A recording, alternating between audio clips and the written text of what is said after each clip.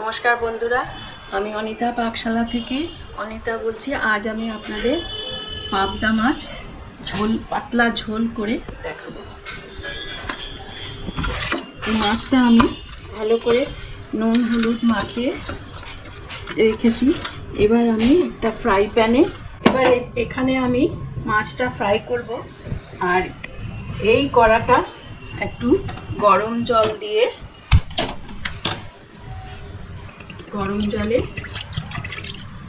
সামান্য গরম জলে একটা টমেটো,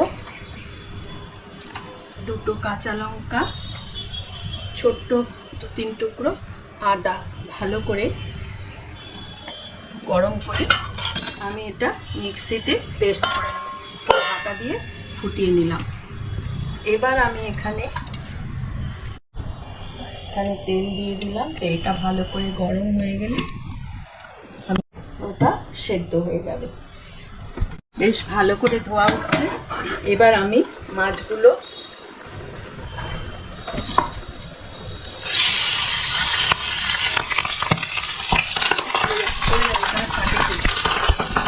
পাবদা মাছ খুব খাটে, এই জন্য আমি এটা একটু ঢাকা দিয়ে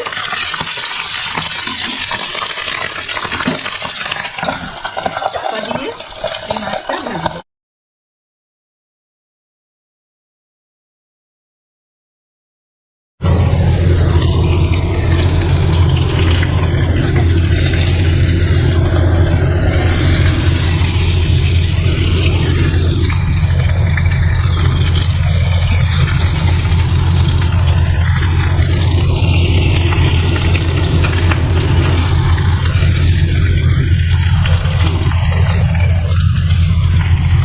হালকা করে ভাজবো, কেননা পাতলা ঝোল হবে।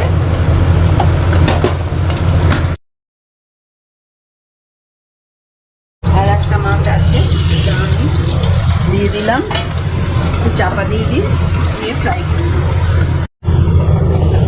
এটা আমাদের ফুটিয়ে এসছে। এবার আমরা এটা ফ্রাই করে মিক্সিতে ভালো করে পেস্ট করে দেবো। আর কালো দিয়ে ফোড়নে দিয়ে ফোড়নটা একটু নেড়ে দিয়ে আমি এখানে একটা পেস্ট বানিয়েছি। ওই টমেটো কাঁচা লঙ্কা সেদ্ধ করে এই পেস্টটা আমি এর মধ্যে ঢেলে দেবো।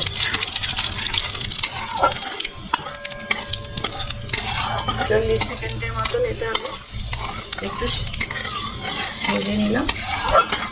খুব বেশি মেথি দিলে কিন্তু তেতো হয়ে যাবে, এই জন্য একটু কম পরিমাণে মেথি দিলাম। এবার আমি মিক্সি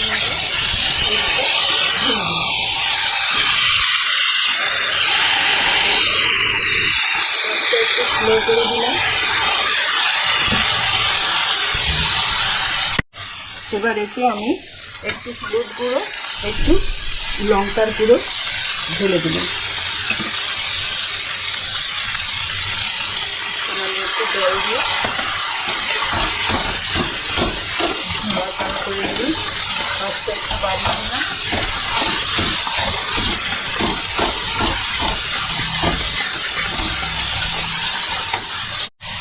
পরিমাণ নুন দিয়ে দিলাম।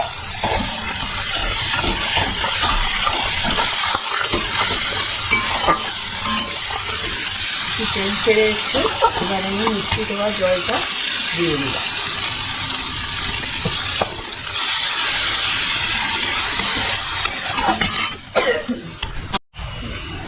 এবার আমরা মাছগুলো, ঝোল ফুটে উঠেছে, মাছগুলো দিয়ে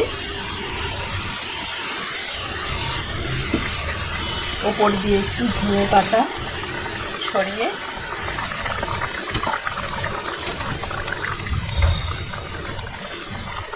একটু সামান্য ফুটে উঠলে আমরা